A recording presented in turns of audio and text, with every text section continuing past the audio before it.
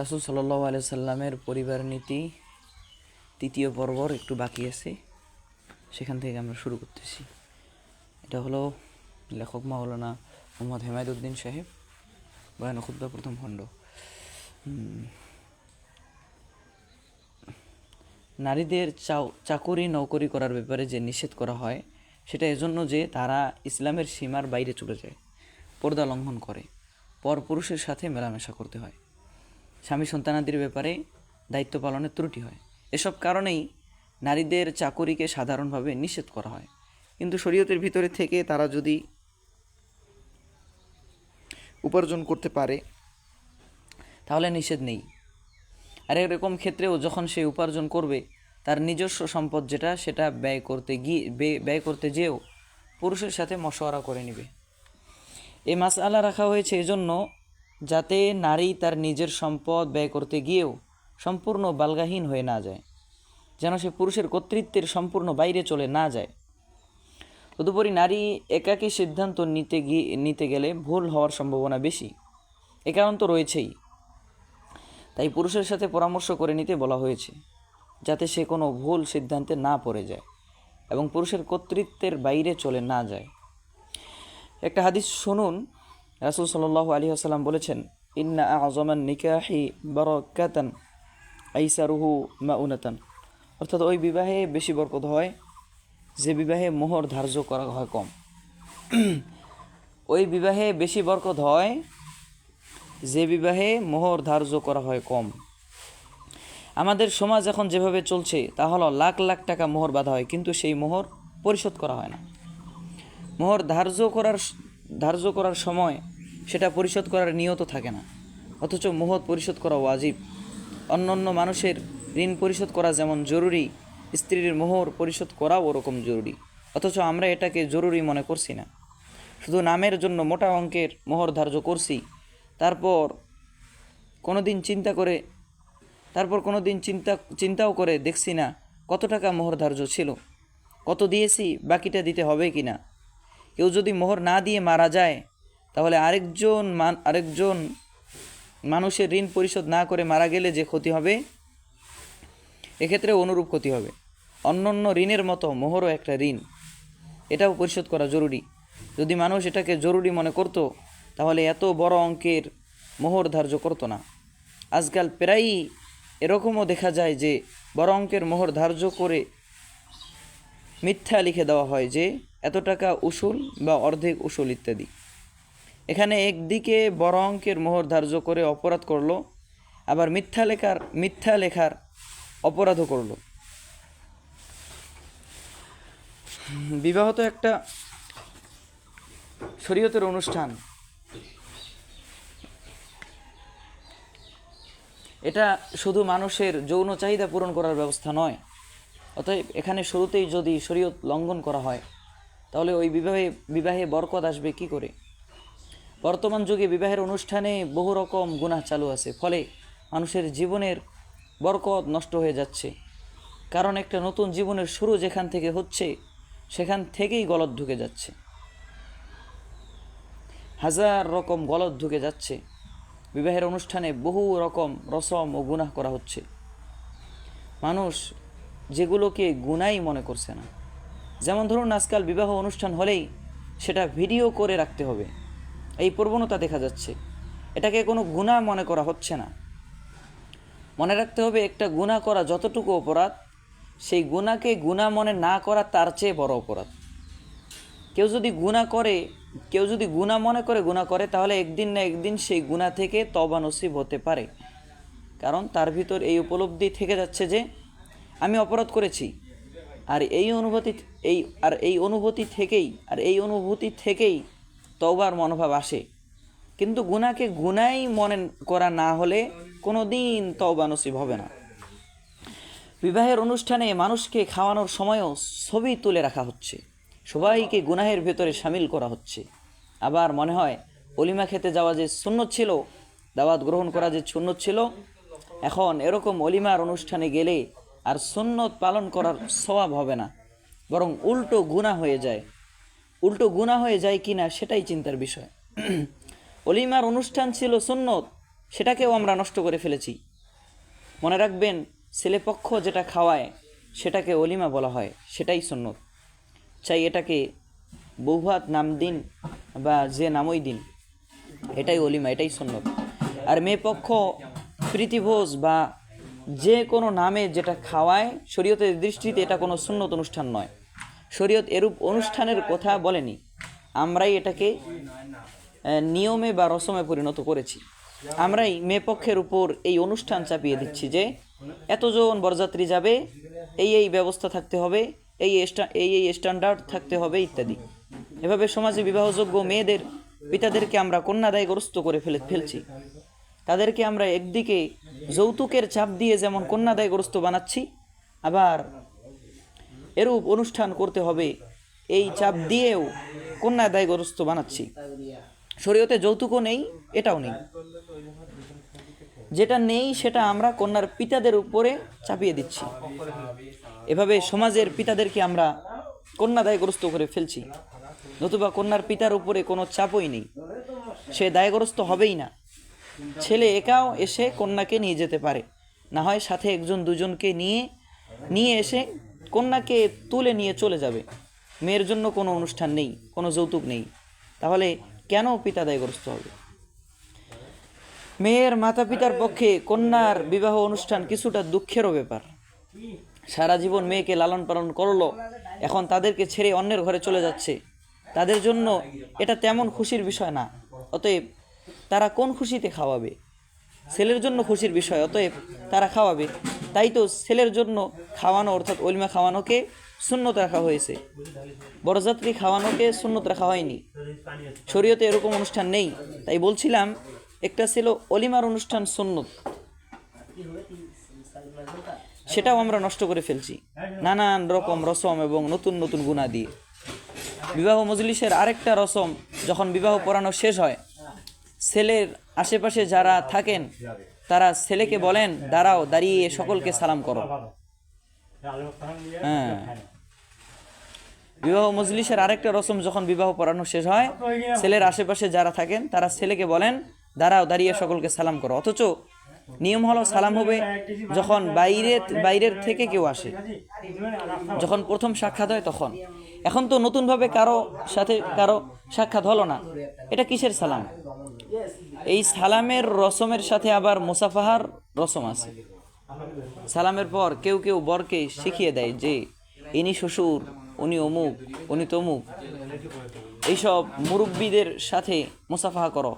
এটা কিসের মুসাফাহা? সাধারণত নিয়ম হলো সাক্ষাতের পর প্রথমে সালাম, তারপর দীর্ঘদিন বাদে এ সাক্ষাৎ হয়ে থাকলে তার সালামের পর মুসাফাহা হতে পারে। কিন্তু এখানে আগে থেকেই সকলে আসে, পাশে বসে আছেন, দেখা সাক্ষাৎ পূর্বেই হয়ে গেছে, তখন মুসাফাহা হয়ে থাকলে হয়েছে, না হয়ে থাকলে হয়নি। এখন মুসাফাহা কিসের? এরকম সালাম মুসাফাহার রসম এখন সব বিবাহেই দেখা যাচ্ছে। এরপরে আসে বউ দেখানোর রসম। পর্দাটাকে আমরা খুবই হালকা বিষয় মনে করছি, অথচ পর্দা ফরজ। এই ফরজকে উপেক্ষা করে সামনে সবাইকে আমরা বউ দেখাচ্ছি। আপন পর, মাহরাম, গয়রে মাহরাম নির্বিশেষে সবাইকে বউ দেখানো হচ্ছে। এভাবে বিবাহের অনুষ্ঠানকে শুরু থেকে আমরা নানান রকম পাপে জর্জরিত করে বরকত বিলীন করে দিচ্ছি। পাপের মাধ্যমে যেসব অনুষ্ঠান হয় তার ভিতরে বরকত আসতে পারে না। যে কথা বলছিলাম, বিবাহের মোহর অল্প ধার্য করতে হবে, যতটুকু সাধ্য আছে তার ভিতরে মোহর ধার্য করতে হবে। এই যে বিরাট অঙ্কের মোহর ধার্য করা হয়, এতে কি হয়? এক সময় এটা বরের জন্য বিপদের কারণ হয়। স্বামী স্ত্রীর মধ্যে কোনোভাবেই যখন বনিবনা হচ্ছে না, বনিবনা করার সম্ভাব্য সব পন্থা গ্রহণ করার পরও যখন কাজ হচ্ছে না, এরকম অবস্থায় শান্তির একটাই উপায় ছিল, তা হলো দুজনে বোঝাপড়া করে আলাদা হয়ে যাওয়া। কিন্তু বর সেটা করতে পারছে না, কারণ বিরাট অঙ্কের মোহরের বোঝা তার ঘাড়ে চেপে আছে। নারীও এ কারণে স্বামীর অবাধ্য হওয়ার দুঃসাহস পাচ্ছে, এই ভেবে যে আমি যত কিছুই করি ও আমাকে ছাড়বে কি করে, এত লাখ টাকা ধার্য করা আছে। এখান থেকেই নারী সমাজ পুরুষের মাথার উপর চড়ে যাওয়ার দুঃসাহস পাচ্ছে। পূর্বে যে কথা বলে আসছিলাম, এমন কিছু করা ঠিক নয় যাতে নারী পুরুষের মাথার উপরে চড়ে যাওয়ার দুঃসাহস পায়। এই যে যৌতুক, এর কারণেও নারী পুরুষের মাথার উপরে চড়ে যাওয়ার যাওয়ার দুঃসাহস পায়। কোনো স্বামী যৌতুক গ্রহণ করলে তার স্ত্রী ভাবে ওর আছে কি, সব তো আমার বাপের দেওয়া, ও যে ব্যবসা করে তাও আমার বাপের বাড়ির টাকা দিয়ে ব্যবসা করে, তাও আমার বাপের বাড়ির টাকা দিয়ে ব্যবসা করে, ওর চাকুরিটাও আমার বাপ ভাইয়ের দেওয়া, ও বড় কথা বলবে কি করে। দেখুন, এখান থেকেই সে স্বামীর মাথার উপর চলে যাওয়ার, স্বামীর কর্তৃত্বের বাইরে চলে যাওয়ার, স্বামীকে আগ্রহ করার দুঃসাহস পাচ্ছে। যে সে যদি মানে স্বামী যখন কি জানি কয় তালাক দেওয়ার জন্য, মানে স্বামী যখন কয় যে মানে অত কষ্ট সহ হচ্ছে না, তখন স্বামী বলবে কি যে আমি আত্মহত্যা করব। তখন আত্মহত্যা করার জন্য যাবে, তো স্ত্রী বলতেছে যে আত্মহত্যা করার জন্য যে যাবা, যে যেই জুতোটা পরে আসো এটাও আমার বাবার। তাই বলছিলাম, এমন কোনো বিয়ের অনুমতি শরীয়তে দেওয়া হয়নি যার দ্বারা স্ত্রী স্বামীর কর্তৃত্বের বাইরে চলে যেতে পারে, যার দ্বারা নারী পুরুষের মাথার উপর চলে যাওয়ার, স্বামীকে অগ্রাহ্য করার দুঃসাহস পায়। তাই শরীয়ত যৌতুককে হারাম করেছে, মোহর সাধ্যের ভিতরে কম করে ধার্য করতে বলেছে। যদি সংসারকে শান্তিপূর্ণভাবে চালাতে হয় তাহলে এগুলো মানতে হবে। সংসারকে শান্তিময় করতে চাইলে শুরু থেকেই স্ত্রীকে কন্ট্রোলে আনতে হবে, নতুবা যখন মাথার উপরে চলে যাবে তখন তাকে কন্ট্রোলে আনা কঠিন হবে। এজন্য শুরু থেকেই তাকে দিনের উপর চালানোর চেষ্টা করতে হবে। সন্তানাদিকেও শুরু থেকেই দিনের উপরে চালানোর পদক্ষেপ নিতে হবে। শুরু থেকেই পদক্ষেপ না নিলে, ছোট থাকতে অবহেলায় ছেড়ে দিলে, এই ভেবে যে এখন আমার ছোট বাচ্চা, দুধের শিশু, ওকে আর কি বলবো, বড় হোক, আস্তে আস্তে সব ঠিক হয়ে যাবে, তাহলে বড় হওয়ার পর তাকে ঠিক করা কঠিন হবে। তখন তো তার রগও মোটা হয়ে যাবে, তখন তাকে বোঝানো আরও কঠিন হবে, তখন তাকে মানানো আরও কষ্টসাধ্য হবে। এজন্য হাদিসে বলা হয়েছে, মুরু আউলাদাকুম বিসসালাতি ওয়া হুম আবনাউ সাবঈ সিনিনা ওয়াদরিবুহুম আলাইহা ওয়া হুম আবনাউ 10। অর্থাৎ তোমাদের সন্তানদের যখন 7 বছর বয়স হয় তখন তাদেরকে নামাজ পড়ার হুকুম দাও, এবং যখন 10 বছর হয় তখন মারপিট করে, শাসন করে নামাজ পড়াও।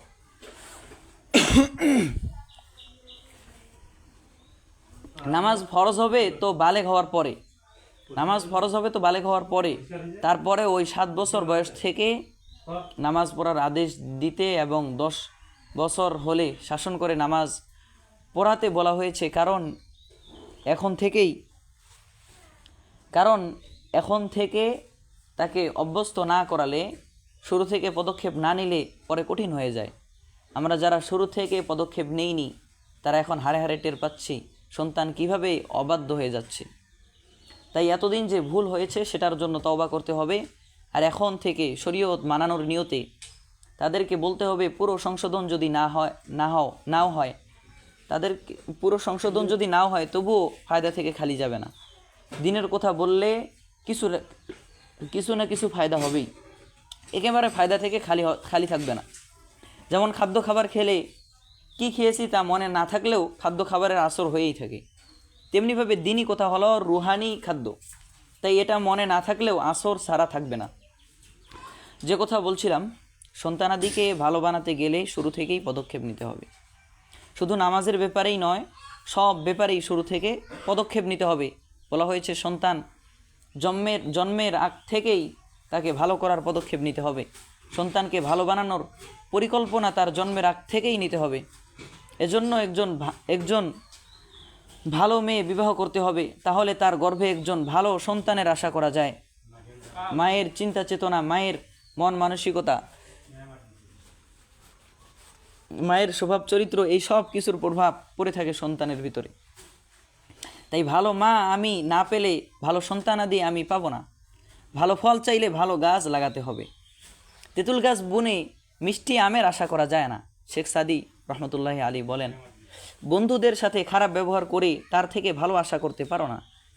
খারাপ বীজ বপন করলে তার থেকে ভালো ফল দেখতে পাবে না। সন্তান হলো মাতা পিতা নামক গাছের ফসল।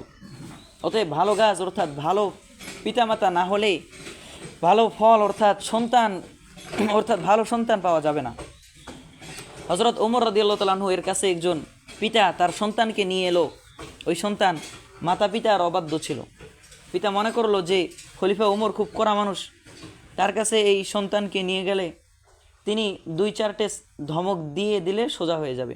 খলিফার কাছে ছেলেকে নিয়ে গিয়ে বলল, আমিরুল মুমিনিন, এই সন্তান আমার হক আদায় করে না, সে আমার অধিকার আদায় করে না।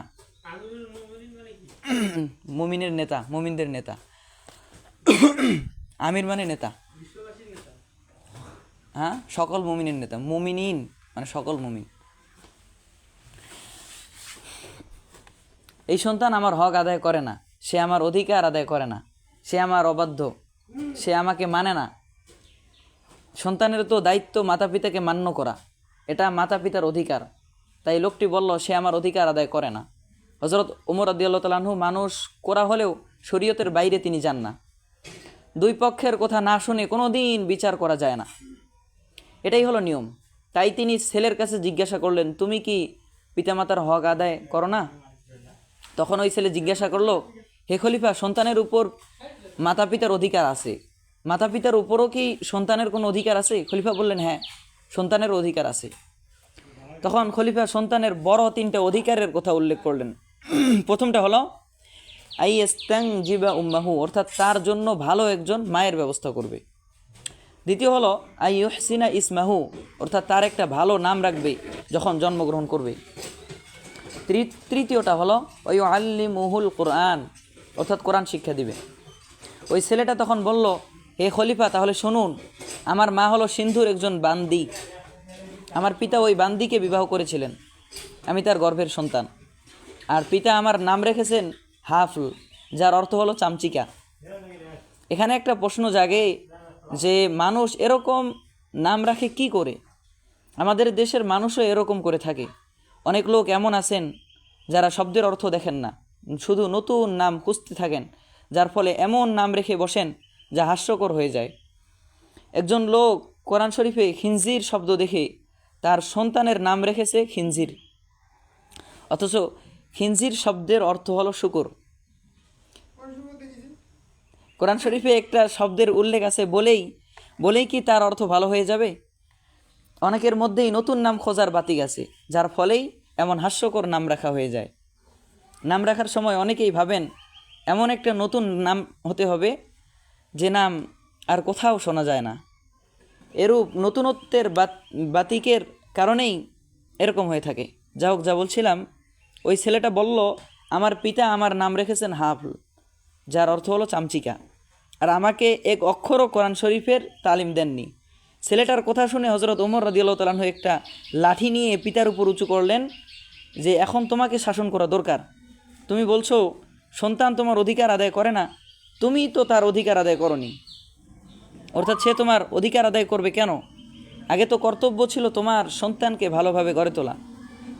তুমি যতটুকু সন্তানের অধিকার আদায় করবে, তুমি যেভাবে সন্তানকে গড়ে তুলবে, সন্তান থেকে তুমি তাই পাবে। তুমি তো তোমার দায়িত্ব পালন না করে উল্টো সন্তানের বিরুদ্ধে অভিযোগ করছো। তোমাকেই আগে শাসন করা দরকার। লোকটাকে তিনি দরবার থেকে তাড়িয়ে দিলেন। এখান থেকে বোঝা যাচ্ছে যে একটা ভালো সন্তান চাইলে তার জন্য একটা ভালো মায়ের দরকার। তাহলে দেখা গেল সন্তানকে ভালো করার পদক্ষেপ সন্তান জন্মগ্রহণ করার আগ থেকেই নিতে হবে। এরপর সন্তানের প্রত্যেকটা পদে পদে তাকে নিয়ম মতো গড়ে তুলতে হবে। সন্তানের সামনে কোন ধরনের কথা বলা যাবে, কোন ধরনের কথা বলা যাবে না, কোন ধরনের আচরণ সন্তানের সামনে করা যাবে, কোন ধরনের আচরণ করা যাবে না, শরীয়তে এই সব কিছু বলে দেওয়া হয়েছে। বলা হয়েছে যে সন্তান যদি দুধের শিশুও হয়, সেই দুধের শিশুর সামনেও মাতা পিতা যৌন বিষয়ক আলাপ করবে না, যৌন আচরণে লিপ্ত হবে না। এরূপ নিয়ম কেন রাখা হয়েছে? কারণ এখন যদিও সে কিছুই বোঝে না, তবুও একটা চিত্র তার মস্তিষ্কে অঙ্কিত হয়ে থাকবে, একটা নির্লজ্জতার ছাপ তার ব্রেনে পড়ে থাকবে। ভবিষ্যতে এই ছাপ তার মস্তিষ্ককে প্রকট হবে এবং তার মধ্যে খারাপ চেতনা জাগ্রত হবে। যে ওয়াদা পুরো করবে না, হাদিসে সন্তানকে তেমন ওয়াদা করতে নিষেধ করা হয়েছে। আমরা অনেক সময়ই সন্তানকে ভোলানোর জন্য বা থামানোর জন্য বলে থাকি, তোমাকে আমি এই কিনে দিব, ওই কিনে দিব ইত্যাদি, কিন্তু বাস্তবে নিয়ত হলো আদৌ তা করবে না। কিন্তু বাস্তবে হাদিসে এরূপ ওয়াদা করতে নিষেধ করা হয়েছে, কারণ এটাও মিথ্যার শামিল। এতে ওই সন্তান প্রতারণা করা শিখবে। ওয়াদা খেলাপ করা শিখবে। এভাবে প্রত্যেকটা পদে পদে সন্তান লালন পালন করার নীতি শরীয়তে রাখা হয়েছে। শরীয়তের এই সব নিয়ম অনুযায়ী যখন আমি আমার সন্তানাদিকে গড়ে তুলব, আমার স্ত্রীকে গড়ে তুলব, তখন আমার পরিবারে শান্তি আসবে, তখন আমার সন্তানাদি, আমার পরিবার আমার জন্য শান্তির কারণ হবে। কোরআন শরীফে এ ব্যাপারে আমাদেরকে দোয়া ও শিক্ষা দেওয়া হয়েছে। রব্বানা হাব লানা মিন আজওয়াজিনা ওয়া যুররিয়াতিনা কুররাতা আয়ুনি ওয়াজআলনা লিল মুত্তাকিনা ইমামা। হে আমাদের রব, আমাদের পরিবার ও সন্তানাদিকে আমাদের জন্য সুখের এবং আনন্দের বানাও। আল্লাহ পাক আমাদেরকে আমল করার তৌফিক দান করুন, আমিন। ওয়া আখিরু দাওয়ানা আনিল হামদুলিল্লাহি রাব্বিল আলামিন।